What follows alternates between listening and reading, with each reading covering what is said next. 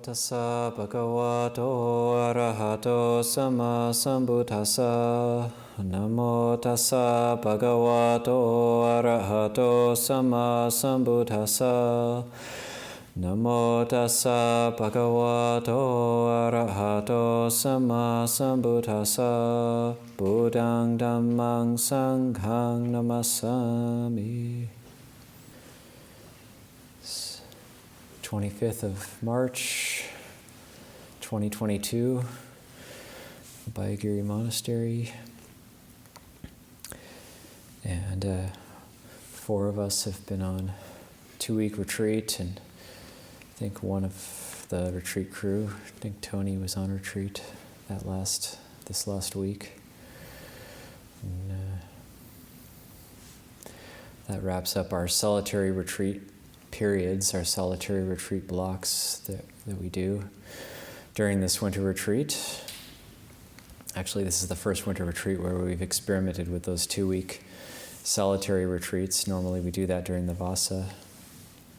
And also we've come together this evening, and lay community's taken the 8 precepts. And for anybody who might be new to this, that it's a practice that's done in our monasteries in Thailand, where people determine these 8 precepts just for a day and a night. It's not a long-term commitment. And it's held even a little bit lighter here in the monastery for outside visitors. You come after dinner time and determine to not eat in the afternoon.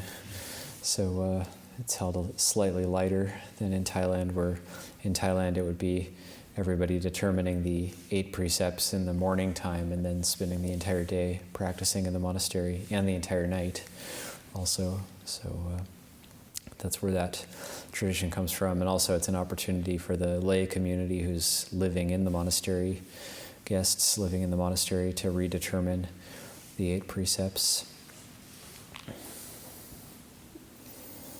So 4 of us have been on our 2-week solitary retreats. Myself, Tanzudiro, Tanjino, Samanera Sivako. I very much appreciate these times of complete solitude. And for me, it was a very good time to reconnect with the practice. And I just got off retreat today. I spent the time camping up at a new camp that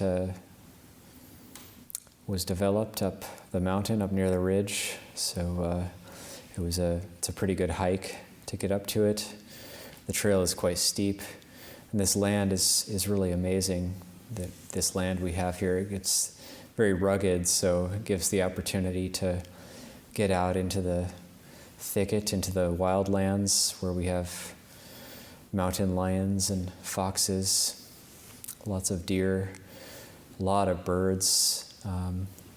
No bears, curiously enough, this year, but usually we have bears, but I didn't see or hear any bears up there, but pretty much, if not seen, heard everything else up at this campsite. And it's a very wonderful place. The trail is very steep to get up. There's actually a series of ropes that you help yourself up the trail because it's so steep. And then there's a brief crashing through some chaparral, and this chaparral that is well crashed through now at this point, and it's and chaparral it's good to crash through chaparral rather than other things, because the ticks don't really like the chaparral, so I only had 2 ticks on me in the whole 2 weeks that I was up there, and only one of them had just kind of barely bitten me before I got it off. So, and the other one was just crawling on me. So it wasn't like I was just like covered in ticks all the time from crashing through these bushes. But it's actually on this fire break that in the 2017 fire, when the fire was coming up to our ridge, then this fire crew went into the very rugged part of the land and did a hand-tooled fire break. And so it opened up areas like this particular camp where I stayed. And called it Medicine Camp because the whole ground is covered in yerba buena, and the platform is at the base of a really beautiful tall bay tree, bay laurel, and you get these medicinal smells, especially when it rained a bit during the last 2 weeks, so you get the smell from the bay laurel coming down from the rain. And I find these types of things incredibly helpful for practice. Sometimes we might think, well, the external situation doesn't really matter. Just watch your breath. Just you can practice anywhere. But I was reminded of a teaching of Luangpo Ban, where he said that sometimes if you find a good spot, it can actually make a huge impact on your practice, and I've definitely found that to be the case over the years. And when I have a lot of time on my own, I get to do things that I like to do, like sitting and walking meditation, and also memorizing chanting. Sometimes I'll have a chant that I want to memorize but haven't had time. So there's this one chant that I've been wanting to memorize for a long time, the Mahasamaya Sutta, and it's from the Digha Nikaya, and sometimes people might read the Digha Nikaya and think like, oh, it's kind of out there, it's a bit heavy on devas and other realms of existence, and there's for example, in the Digha Nikaya, there's the Ganya Sutta, the beginnings, and there's also the Mahasamata Sutta, even just before that, where it's kind of like the Buddhist Genesis story, and people might read that and think like, oh, that's pretty out there. But I do, it's this particular chant, the Mahasamaya Sutta, it's like a faith practice. But then when you actually memorize a chant and you actually get into the Pali of something, you really see it's got a very beautiful structure to it and a very interesting progression that I started finding extremely useful not just as a good chant to do, or as a very powerful chant to do, but as a contemplation. And one of the recollections coming up was that, well, what the sutta is it's the Buddha, and he's come together with 500 Arahant bhikkhus in the great forest. There's a great forest monastery in Kapilavatthu in his home that he goes back to after his liberation. He goes back to his home of Kapilavatthu, and a monastery is offered, and they're able to dwell in the Mahavane, the great forest of Kapilavatthu. And so there's this gathering, and they aren't doing anything in particular. They're just coming together, and it's the Buddha with 500 Arahants, and they're sitting together. They've come together for this great meeting, which is a Mahasamaya, is great meeting. That's the translation. And what happens then, though, is that there's the devas from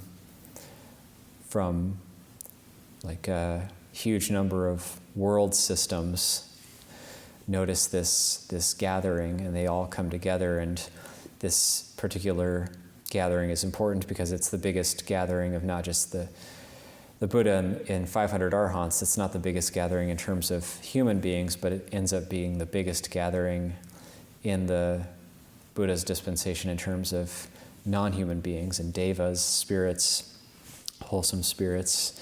So the Buddha declares that it's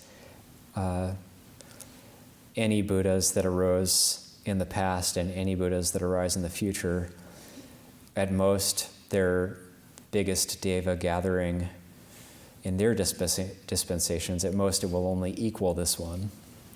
So it's this huge gathering of invisible beings, devas, angelic type entities, beings. And you see some of them that are listed, and the Buddha goes out to list them in the sutta. But the progression of the sutta, the way it starts out, is that there's this coming together, and there's devas from, say, like the 10,000-fold world system, and then 4 devas from the Sudawasa, which is where non-returners hang out. If you're a non-returner, you don't ever reach arhantship, you go to what's called the pure abode, the pure realm, or the Sudawasa. And so 4 devas who are non-returners from previous Buddhas have reached the 3rd stage of awakening from under previous Buddhas. These 4 Sudawasa devas notice this gathering, and they're like, hey guys, let's go and hang out with them. And each of us will go and recite a verse. And so the sutta starts out with them disappearing from their realms and reappearing before the Buddha, and each one reciting a verse about how great this gathering is. And the curious thing, the thing that struck me about this whole sutta was that the Buddha and the Arhants, they're just there. They're not doing anything. They're not gathering to do anything else other than be with each other. And the reason for the devas coming together is just to sort of just be in awe of them. And the reason they're in awe of them is they can do what none of the other devas or other spirit beings are able to do, which is give up ignorance and craving. And yet that's the defining factor of these awakened arhants, these fully enlightened beings, is that they've fully eradicated the defilements, and they've fully given up greed, hatred, and delusion, and given up ignorance and craving. And all these Brahma gods and devas and all these unbelievable angelic entities are in complete awe that beings can actually do this, because they haven't been able to do it yet. So, because even in the Buddhist cosmology, even angelic and deva beings are still bound by birth and death, still bound in the cycle of samsara, and they still experience craving and dissatisfaction and various forms of suffering, however subtle.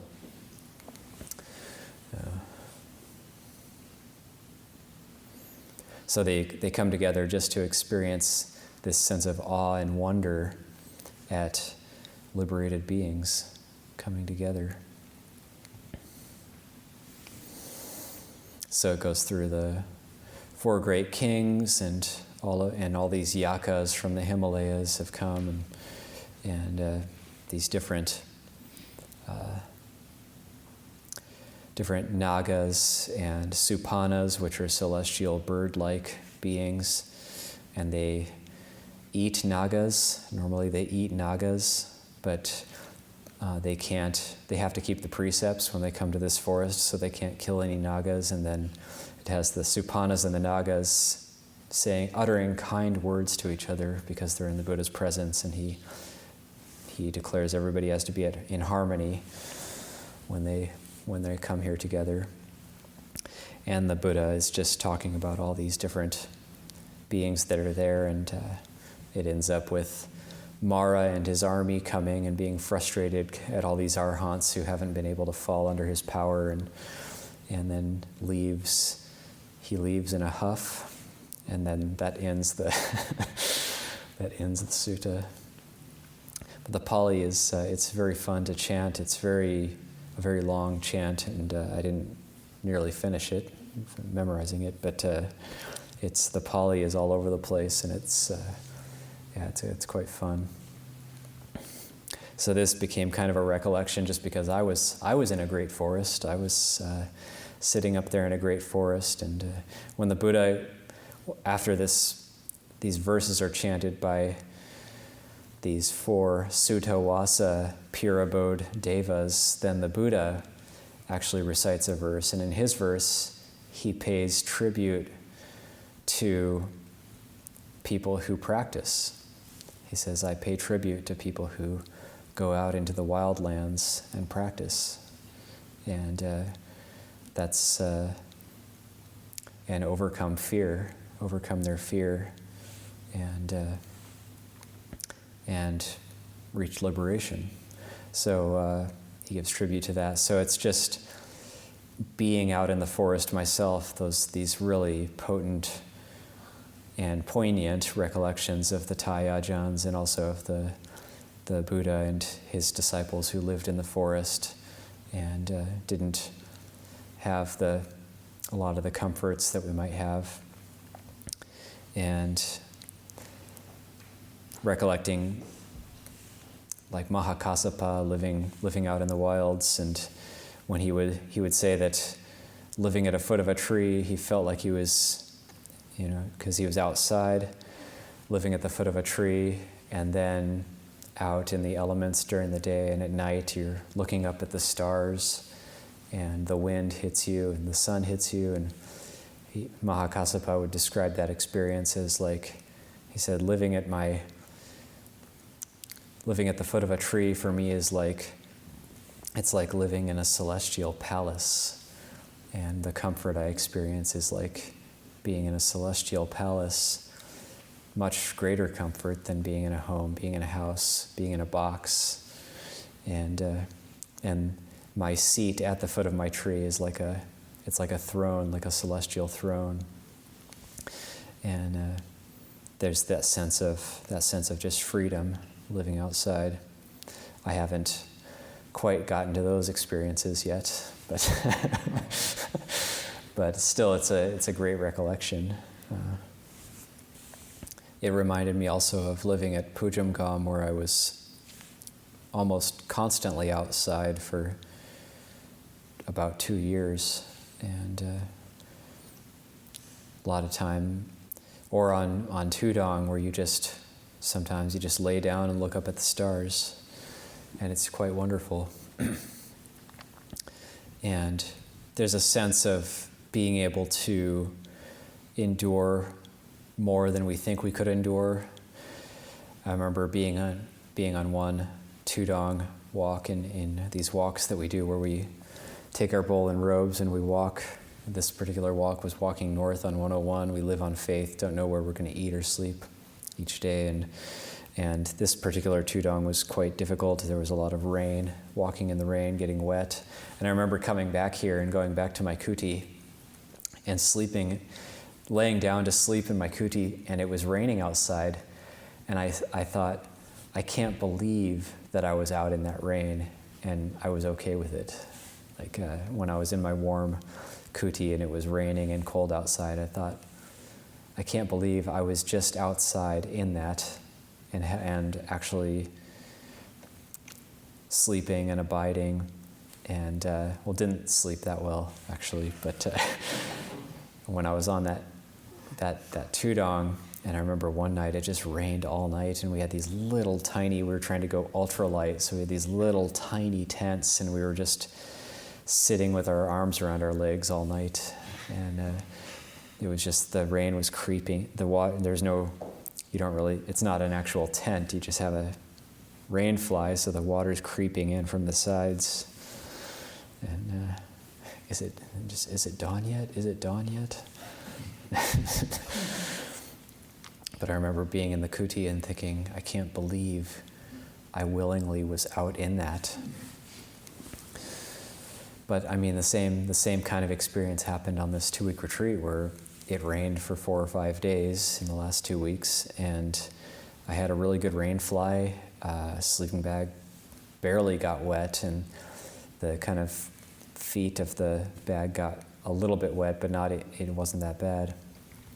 And then one morning, it wasn't raining, but then it was, after the rain, it got down to about freezing, and then just felt super great. I just felt really good being out there in those temperatures. But then every time I was actually having the meal delivered to me, I would come down and eat the meal in my kuti, and I'd be sitting in my kuti thinking, how can I be in that? And here, going back to that, it just seemed like 2 different worlds. So great benefits of living outside.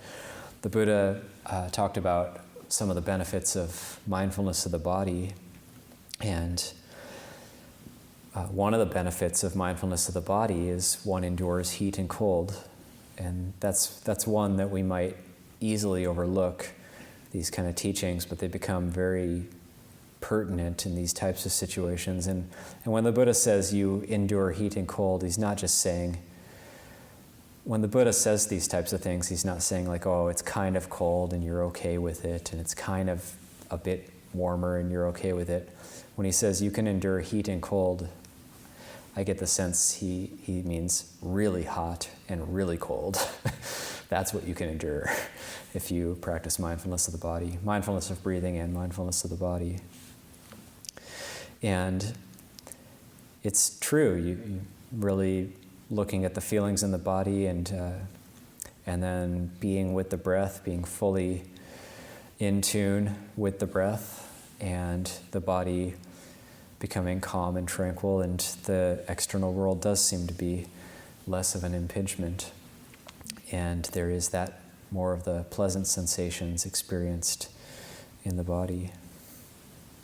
So our winter retreat is getting very close to completion, and this has been, it's a very special time, but it's also, there are difficulties that come along with it when we think about 3 months, having a 3-month winter retreat. It's a quarter of a year, so we will have gone through all sorts of, our emotions and our experiences would have been absolutely all over the map, and we've been following noble silence, more or less. You know, for some people it's easier. For some people, noble silence is a little bit more difficult.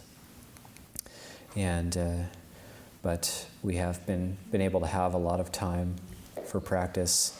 This winter retreat specifically, practicing on our own for the monastic community, and then being supported by the retreat crew who's very kindly come to help look after us, but also been able to tap into the practice and been offered 1-week retreats to be able to try out the solitude practice in nature.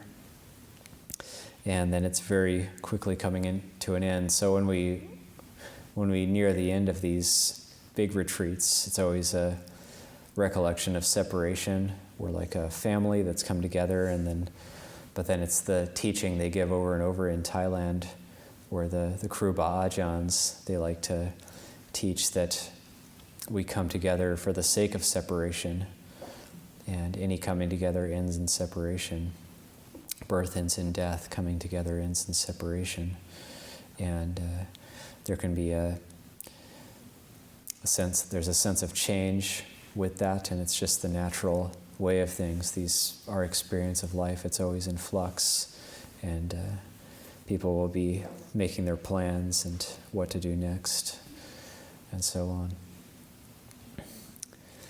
And also another very common teaching, which seems to come up for me when I go on these do retreats, like specifically these 2-week solitary retreats, is that the teaching of that when we're born, we come into the world alone, and when we die alone. Nobody can share this experience with us, although it is a shared experience that all of us have. All of us will have the experience of death at some point, and this is a shared type of experience, but nobody can share our experience of it.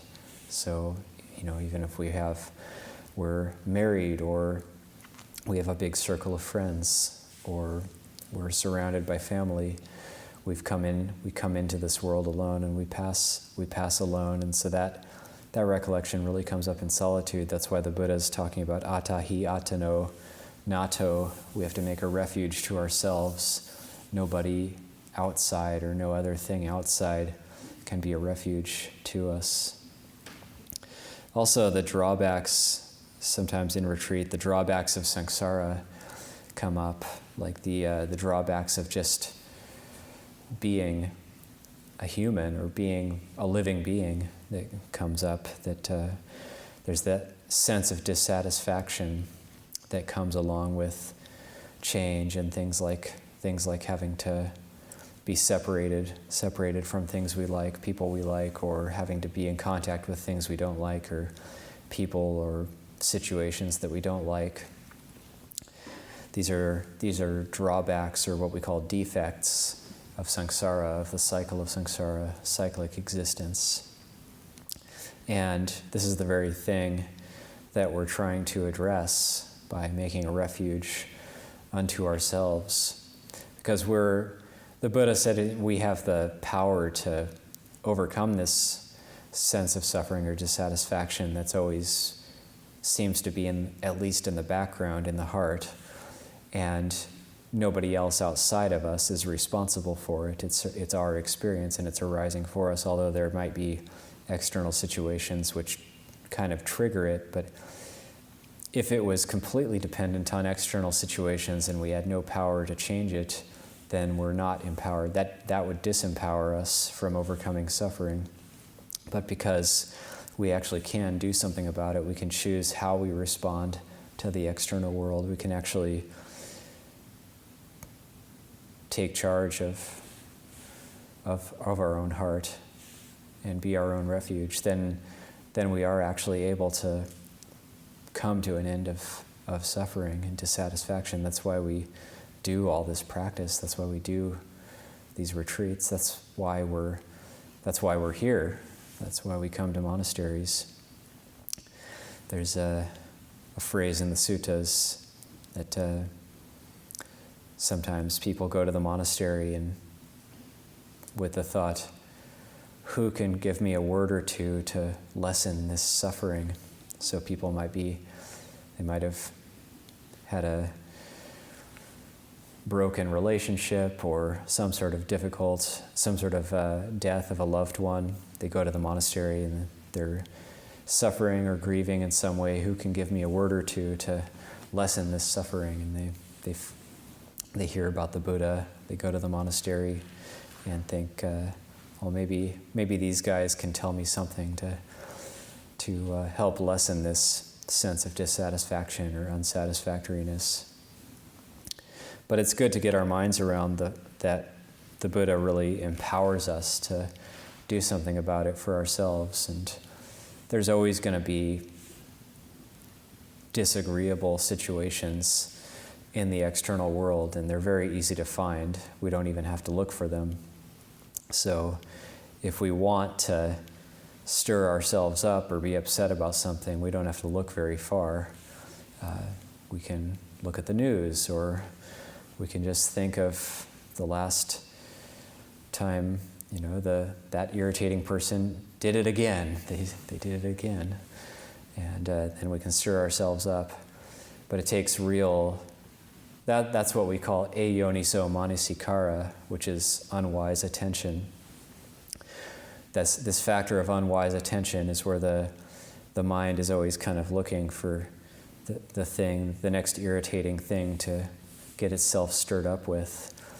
Is that kind of another thing I took as a contemplation on my retreat was this last reading that I did before the retreat of Ajahn Mahabua, and this phrase he uses in his teaching of the heart or the mind. These are kind of interchangeable in the Thai teachings, the heart, mind. It creates its own issues to stir itself up.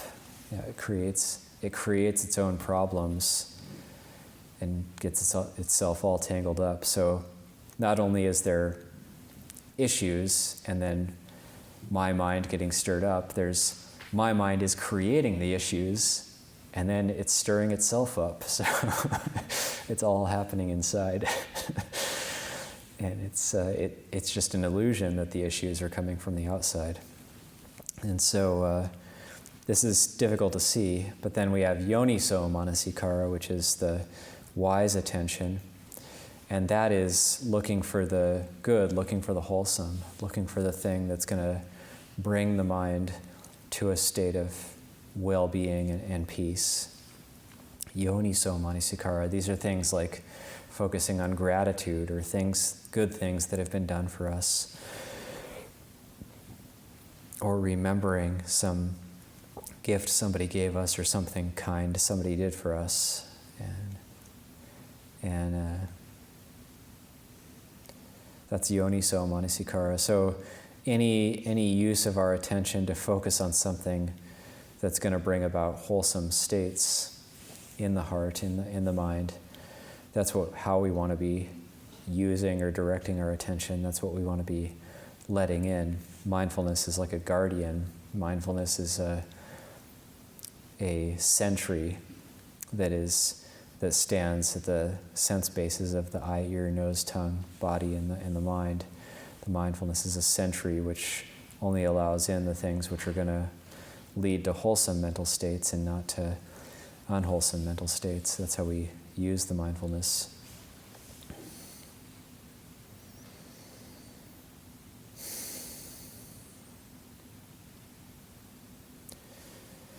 There were wild animals and just a lot of birds, some very strange birds up there, way up on the mountain, different birds than we have down here.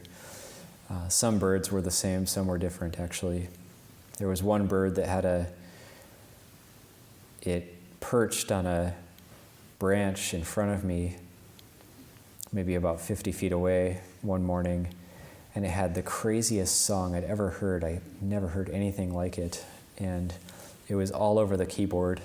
It used both the lowest and the highest keys of the keyboard. It had squeaks and it had the lowest of the low grunts and everything in between. And it was doing all sorts of stuff. And it did this for a long time. And it was there for many days. And just another kind of thing that you tend to experience these things only on retreat. There was a group of California quail that roosted in a tree nearby every single night. They would walk by and they would go in this tree and they would sort of beep to each other quietly through the night, and it just was quite a peaceful sound. Mountain lion, there was a mountain lion.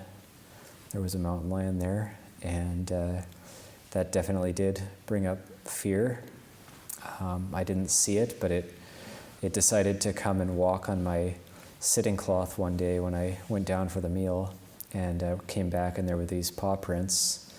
So it was probably a young mountain lion, not a baby, but a youngish mountain lion. Not giant paw prints, but not tiny either. And it didn't bite or claw anything, so it didn't seem aggressive, but it definitely was standing on my sitting cloth and sniffing around. And there were very clear prints. And but I never actually saw it.